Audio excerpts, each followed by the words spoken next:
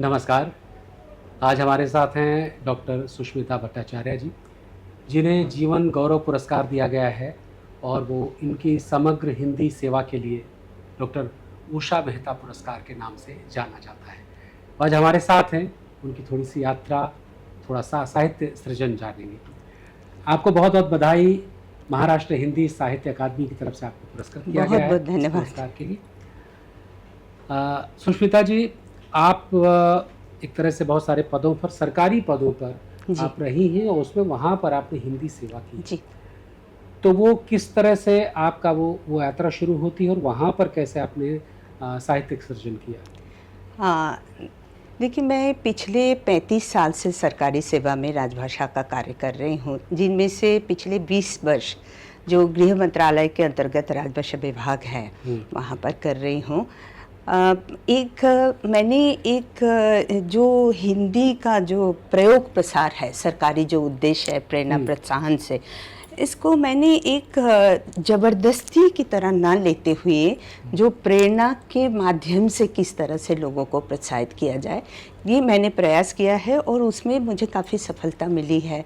और मैं समझती हूँ जो पिछले 20 साल से जो एक हमारा जो मुख्य काम होता है, निरीक्षण करना, नगर समिति की बैठकों में जाना, उसमें समीक्षा करना, उसके माध्यम से लोगों को मैंने एक प्रेरित करने के लिए, मोटिवेट करने के लिए प्रयास किया है और काफ़ी हद तक मैं सफल भी हुई हूँ। सरकारी तौर पर जैसे राजभाषा या हर विभाग में एक राजभाषा अधिकारी होता है, हम जी, जानते हैं, जो जी, हिंदी सेवा पर, जी। हिंदी कार्यक्रम पर काम करता है। तो उसके अपने क्या चैलेंजेस हैं? और चूँकि सरकारी जो अभी तक भाषा रही वो अंग्रेज़ी भाषा जी। है ना? सरकारी कह रहे हैं या मार्केटिंग की भाषा है वो अंग्रेज़ी।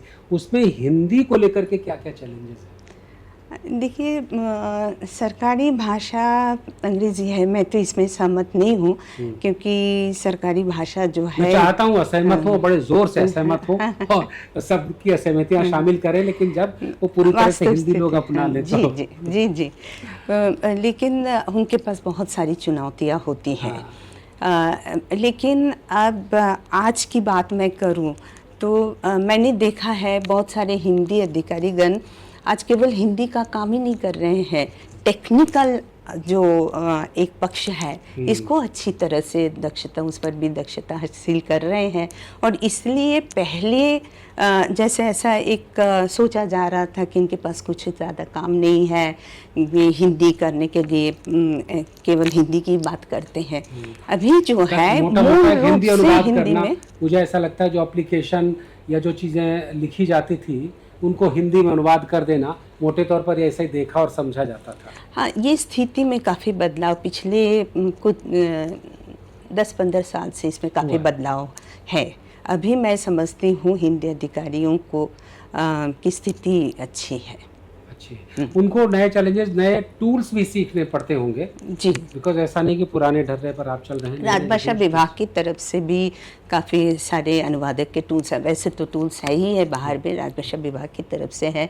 और हमारे लोग जो हमारे शिक्षित जो प्रशिक्षित होते हैं वो जाके प्रशिक्षण भी देते हैं और इस तरह से काफ़ी कुछ अभी सहज आगे बढ़ रहा है। एक चीज़ मैंने देखा है महाराष्ट्र में, जैसे कि मराठी साहित्य या मराठी भाषा है, उसमें बहुत सारे शब्द उनके ओरिजिनेट किए हुए हैं, यानी कि उन्होंने अपने बनाए हैं, है ना?